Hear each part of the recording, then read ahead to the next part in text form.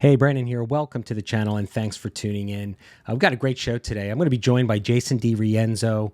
He is my podcast co-host, as well as Felix Sharp from campus2canton.com. And the three of us, man, we love scouting future Dynasty assets. That's what we do. We've been watching college players for 2 or 3 years, and we're already talking about the 2024 draft class, the 2025 draft class, and the 2026 draft class, getting an early look at some of these players before they head to our Dynasty rosters. So if that sounds like something of interest to you, man, we do scouting films on this channel. We do rookie reports. We do everything well in advance of most of the content out there on Dynasty. So got a great show. We're going to talk about 9 players today that the three of us believe that are sells. All right, so their values may be a little high. Just like in Dynasty, right? You got to kind of look at the players on your roster. These guys are on our roster right now, and we're thinking, do we want to sell these players and cash out on their values? So we're going to go over 9 players. We're going to turn it over here to the show. Enjoy the show, and again, subscribe to that channel if, in fact, you are playing Dynasty and looking for a channel to give you an early look at future Dynasty assets. Enjoy the show. All right, let's go to our Devy sells. All right, Jason, I'm going to let you start us off because your name is so juicy at the top. I just have to hear the sell and sell me on the sell. Well, yeah, so I'm going to go with my first sell, and that's going to be North Carolina quarterback Drake May. The reason is one, because I saw a little bit of a drop-off from him last season. Now, I'm not going to totally bank this on that drop-off because that does happen. But at the same time, there were certain details that got exposed for me. And it was once he started playing against a little bit better competition, his mental processing kind of got a little bit erratic, and you saw it in some of the mechanics as well. Can this be fixed? Absolutely. But have I seen this before where a guy who was hyped up in year one, I mean, we kind of saw it with Sam Howell at the same time. A guy that gets hyped up too much maybe doesn't come back into the realm of what our expectations are for him in season 2. I am curious to see how he does without the chemistry of Josh Downs. Now I'm even more interested to see who he does have chemistry with if we can't get Walker on the field either. So where is the combination of who he is and the receivers that are going to actually help him develop? Because a lot of that has to do with timing within the routes, being on time at the catch point. Could we see some more interceptions because he just is not on the same page? He's got Nesbitt. He's got a couple other guys that he's played with. But I am curious to see how the development of Drake May comes along, because I think that's a vital piece of how high we have him in our rankings. It's not that I don't like him, but I could see the ADP change based on maybe a down year this year. Hey, listen, we've seen this a million times with quarterbacks. A million times. So you're absolutely right. He's projected maybe top 5 and, of course, coming out off the board after Williams. So I like it. And listen, the definition of a sell is to cash in on the value. You could be right or wrong, but that's the whole point here. Exactly. So sell this guy right now for to a team that has, maybe dynasty NFL players if you're attached to, on a Devy league or a C2C league, and see if you can't get yourself a quality NFL starter, somebody who's like super excited to maybe doing a rebuild. I'm going to stay in the quarterback room for my first Devy buy, and I'm going to go with Kyle McCord because I believe in Devin Brown. And I think you mentioned it at the beginning, Felix, how much he was one of your favorite quarterbacks. I agree with you 100%. I know that you tweeted out a million times that throw that he had in the back of the end zone. And, I haven't forgotten that tweet essentially, but I'm just not a Kyle McCord believer. And I like Devin Brown as the prospect a lot more. I think he's more athletic. I think he can move, around the pocket a little bit more. I think his arm is a little stronger. But now is the time, if you have Kyle McCord and you're excited thinking he is the starter. I made a prediction, I think, on this podcast a little while ago that I predict Devin Brown is going to be the guy at the end of the year who's going to be the quarterback who's going to be playing for Ohio State. So right now is the time, because Kyle McCord, Devin Brown has had an injury in the spring. He, hasn't been, on the field as much as Kyle McCord. And I think the feeling right now is it's not 100% certain that Kyle McCord is the guy. But if, week 2, week 3 rolls around and then there's a change of guard, his value plummets. But right now there is a peak in value where if you want to get out from under Kyle McCord right now, I'm saying you do it right now before the season starts. Our friend Matt Hicks, I had been negotiating with him for a while, trying to get Devin Brown. Oh, okay. Eventually, finally pulled that trade. Spencer Rattler and Devin Neal for Devin Brown and Robbie Ashford. So, Brandon, I text you about Devin Brown. I don't have any problem with this sell here. Oh yeah, I'm sure you don't. So who's your first sell, Felix? All right, let's just make everybody mad, okay? So we got Drake May, Kyle McCord, and how about QUINSHON JUDKINS? Now, I don't think QUINSHON JUDKINS' value is ever going to be higher than it is right now. A lot of people have him ahead of one Nicholas Singleton, who's in the same class. Let's take the numbers away, the production that he had away. I don't know if he's as explosive or as violent as Nick Singleton. We clocked Nick Singleton at 22 miles per hour, QUINSHON JUDKINS at 21.1 miles per hour. That's not slow at all, but I'm just saying, if you look at our athletic comps for Nick Singleton, Steven Jackson, Toby Gerhart, Saquon Barkley, Ben Tate, our athletic comps for QUINSHON JUDKINS, Bam Knight, Zonovan Bam Knight. So we've been having this argument because they're in the same class. I think that, and it's not to compare him, but I think that Singleton is just by far the better prospect. He's 6'1", 230 pounds. He's going to run a 4.4, whatever it is. I know that QUINSHON JUDKINS is productive, but I don't know that he has necessarily the traits to be, for example, a first round running back. And we're talking about sells here. You're going to sell, buy low, sell high. That's right. QUINSHON JUDKINS' value is extremely high. And Brandon, you talk about trading for an NFL veteran. If I'm a contender, would I trade QUINSHON JUDKINS for Christian McCaffrey? I might be able to even get more than Christian McCaffrey because of Christian McCaffrey's age, just from trading him for him. So when I'm thinking of sales like QUINSHON, I could probably get. I mean, Jason, you mentioned Branson Robinson. I know I could get Branson Robinson plus for QUINSHON JUDKINS. So 100%. I think that I'm going to make a sell QUINSHON here. Yeah, I don't think anyone's going to be happy with the next two either, because we're going to be, kind of we're gonna be shitting on we're going to shit on the running backs here. So go ahead, Jason. Who's your next Devy sell? All right, so mine's going to be RB1 for some people, and that is BRAELON Allen out of Wisconsin. We did a film study on him, and I didn't come away that impressed. I've watched a lot more films since then did I miss something? Is he better than what I saw from the All-22? And yeah, there's some decent plays that he does, but I am vastly concerned about the overall athleticism. I don't think the long speed is there at all. I don't think he's a creative runner. I think he's very reliant upon an offensive line, and which is weird saying that because I don't think Wisconsin's offensive line did him any favors. I mean, the defenders were in the backfield constantly. So I'm not putting that on BRAELON Allen. I think he did what he could for an offensive line that wasn't helping, which is, again, weird saying that from a Wisconsin offensive line. But I am just not being how the NFL is valuing the running back position, and I have question marks about BRAELON Allen and his projection to the next level. Can he be more than just a big bruising back? Hopefully we see some more pass catching with the new coaching staff coming in. Maybe his role will expand, but I also don't know if they're going to run the ball as much. So BRAELON Allen to me screams a sell right now because his value is so high that, again, some people have him as their number one running back in this upcoming draft class. I would be trying to sell all day long.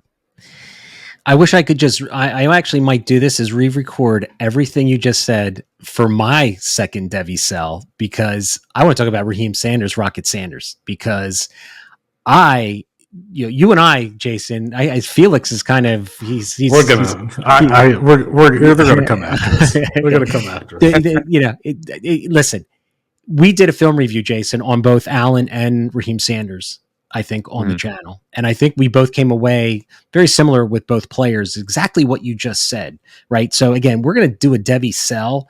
There's Rocket Sanders RB1 in all of Devy right now in the 2024 draft class, all over the place right now. So I have doubts that you just said it perfectly. Like, how is the NFL valuing big running backs? I think correct me if I'm wrong. Did he just gain more weight to 242 or something? Were there tweets out about that? And everyone's like, "Oh, this is so exciting." I was like, I think it's just the opposite. I think he's too big, because when I watch him play, kind of a lot of the things that you said about Allen, the nimble footwork, I don't think he has the long speed. He's made some really nice receptions, boundary receptions. So, he has that pass catching ability, but I just don't know if he's got the feet and he's got the lateral movement to shake and bake line, linebackers and stuff for that extra yards. And correct me if I'm wrong, Jason, we were really surprised, I think, with Allen and Raheim Sanders, their physicality, being as big as they are, they were getting stood up and pushed back in a lot of cases. And I really came away with Sanders feeling the same way, that Raheim Sanders didn't use that leverage and use that body that he's got bowling over people. I thought he was kind of soft out there running the ball.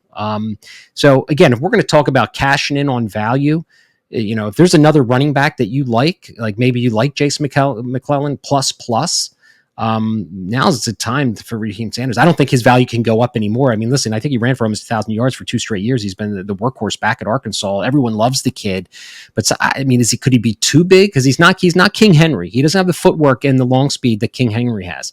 So I know a lot of people are excited for the 2024 draft class and running backs because we got a lot of big guys coming out, which is great. But I'm going to sell Raheim Sanders. If I get an offer I can't refuse, I'm going to move off Raheim Sanders because I'm going to predict that he's a day 2 pick. He's not a first rounder. And is he going to lead an NFL backfield on our dynasty teams? I just don't see it. I think it's no coincidence that both of the players we're talking about here are really converted running backs. So Raheim Sanders came in as a wide receiver, Braelon Allen coming in as a safety, or a linebacker that they put in. Yep. And both of them are taller, high runners, and haven't necessarily learned how to run behind their pads with the authority that you should be able to run with if you're 240 pounds. So maybe they can develop that in year 3 here. All right. No Devy sells list is complete without your boy Quinn Ewers. Quinn Ewers should be on every single Devy sells list because the next great throw that I see Quinn Ewers make will in fact be the first. Now, I think a lot of Quinn Ewers' recruiting pedigree comes from what he did as a sophomore at South Lake Carroll, this prestigious high school in Texas. He did that as a sophomore. He was injured his junior year, only played like 7 games, and then skipped his senior year. So we're basing a lot of that overall recruiting pedigree, et cetera, on what he did. I don't know, 5. I can't count. 5 years. Yeah, 5 years ago now. I think in high school when we see these players that can, there are throws that are routine. I don't give high school quarterbacks really any credit for 9 routes, go routes, unless it's like 60, 70 yards, 60 yards plus. But every single high school quarterback in the country can make that, in the hole, deep route along the sidelines, especially to the boundary. If it's to the field, I'll give him a little more credit because it's a little bit longer throw. But what I like to see is like low trajectory, that throw that doesn't go, that goes, somewhere between 7 and 12 yards off the ground, and it's a laser. Right. 20 yards down the line, 20 yards down the field. That shows me, a player that has confidence in his arm, tight window throws, stuff like that. Dealing with pressure in the pocket. And you don't have to be like a dual threat guy, but how you move within the pocket when you get pressure. I don't see any of those things from Quinn Ewers, and I never really have. I'm not just being contrarian here. Like I've had Drew Aller was a highly rated quarterback. I was like, yep, I see it with him. Caleb Williams, you could see the athleticism. Devin Brown was like the number 3 or 4 quarterback in his class. I could see it with him. I have not seen like the traits that make Quinn Ewers be, the highest rated quarterback recruit ever, a 1 overall rating. And Brandon, I know you agree with me. Like I would think that when this guy steps on the field, that I should be seeing some things that kind of make me jump out of my seat, and I don't.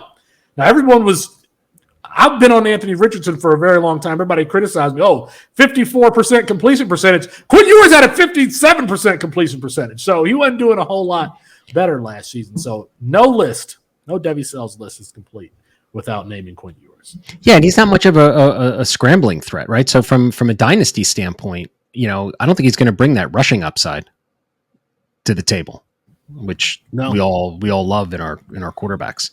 All right, Jason, who was your third Devy sell? My third Devy sell is going to be an easy one for me, and that's Johnny Wilson. And that's just based on where he's valued right now. to he's a huge question mark of how he is going to translate to the next level. One, I just don't see him as a receiver at the next level unless he's just a true red zone threat and has a role that is going to get him, a lower snap count. I could see an NFL team trying to use him as a true X, but man, his acceleration off the line of scrimmage is not there. He needs to be a lot more tenacious within his route, being that he is like 6'6", 6'7", and 230, 240 some odd pounds. I would just expect a little bit more physicality, which we do get at the catch point in contested situations, which is great. But he's also inconsistent with his hands in those situations too. I could see him more move to a tight end so he can be in the seam and expose the open areas of zone coverage on like drags and hitches and different things like that, and running down the seam on a 9 route. But I just don't see the long speed there. And I think even his overall athleticism is just kind of limited if he is moved to tight end. So to me, I just can't figure out his role as he goes to the next level. He's a great college athlete. I think he's going to do wonders for FSU this season. But for me, Johnny Wilson, for where he's being positioned in mock drafts and where I've seen him going, I'd be selling him all day long. Yeah, I think he's like 5 or 6 on mockdraftdatabase.com. Yeah, it just seems way high for me. Yeah, I would agree. And again, Jason and I did a film review on the channel, so go check it out if you want a more in-depth. So my last Devy sell, kind of on the Quinn Ewers field, was I'm going to go with Jatavian Sanders. So it's all about Brock Bowers right now. He's the guy. And after that, you can just roll the dice on everybody else. And as we know, we don't really get most of our tight ends in our rookie drafts until they're, the senior year, really right before the draft cycle starts. We got guys emerge all the time in Devy. So my thought process is if you got Jatavian Sanders and you got weaknesses on other parts of your field, you and I, Jason, we did a film breakdown on Sanders on the channel. We came away, at least I came away, that the guy's got solid hands. I know his hands are incredible. Incredible hands. He came in from 24/7 Sports as the number one athlete, the number one ranked athlete from, if I'm remembering correctly. I just didn't see that athleticism on the field. I mean, he made some plays, but I just didn't see that he was going to be this move tight end on my Dynasty roster in the future where he was going to be a difference maker. And this year, I feel like maybe the tight ends are going to start to emerge a little bit more in the minds of Devy players. I mean, we had a lot of guys come out, with the Dalton Kincaids and the Musgraves and guys that we're kind of getting excited about now. So I'm thinking, let's use this time to, if you've got Jatavian Sanders, I think it's 50-50 this guy hits our Dynasty rosters. And right now he's like the number 2 on mockdraftdatabase.com in the 2024 class. And I'll guarantee you there's probably going to be 3 or 4 other tight ends that are taken before him in the draft based on my film evaluation. So right now I would consider him a sell, cash out, maybe get another tight end plus. And move on Sanders. But to go back, making the film, Jason, for that, and in your defense, Felix, man, I cut up like 3 or 4 games, and Ewers was rough out there. I mean, there were an enormous amounts of overthrown balls and just off-target throws. So I'm with you on the Ewers call as well. Yeah. Who's your third? My last sell is Dorian Singer. Dorian Singer transferring from Arizona to USC. He's going to get the LA spotlight. I think that Dorian Singer is a great story. So Lincoln Riley last year went out and got Jordan Addison. I think people may believe that Dorian Singer is the same type of acquisition or similar to when Nick Saban went and got Jamison Williams from Ohio State. Dorian Singer's offer list out of high school was non-existent. Now, it's a little bit fuzzy. He was in Minnesota, and that was 2020. COVID happened. He moved to Arizona his senior year to play football, so he could play football. But still, his offer list is you're talking about like Air Force, Illinois State. It looks like those were the types of schools that were offering him, if any at all. And it's not like when he transferred to Arizona, he went to Pinnacle High School. Pinnacle is one of the more visible high school programs in the country. Spencer Rattler, Deuce Robinson just came from Pinnacle. Before Dylan Royola committed to Georgia, he was going to go to Pinnacle High School. He's going to start at Pinnacle High School this year, but now he's going to go to Buford, which is the same school that Justice Haynes went to. I think that Dorian Singer has definitely made the most out of his opportunity. He has good hands. He has good body control and ball tracking instincts. But does he have the athletic traits that the NFL is looking for? Does he have the speed? No. I mean, just unquestionably no, because you see him catch the ball with 7 yards of separation and get hawked down at the goal line. Is he a twitchy route runner? No. Does he have, the size to be a consistent contested catcher like a George Pickens or a Mike Williams? No, he's 6'1". So Dorian Singer, I think a really good college player, great story. I forgot. I didn't say this. He was a walk-on at Arizona, paid his own tuition his first semester before he got a scholarship. So great story, cheering for the kid, now in LA. But as far as the ultimate question is going to end up on our dynasty rosters, absolutely not. I don't think so. It's a great call. Going from Arizona to USC, all of a sudden, I think bumps that value up, and people think he's following in the footsteps of Addison. So I think that's a great call. All right, man. So there you go. There are our 9 Devy sells. Good stuff, man. Good stuff. It's always hard to pry away from a player that you love. You know what I mean? But, the smart players in Devy, Dynasty, whatever, is to know when to move off a player. So at least we give you 9 names to think about.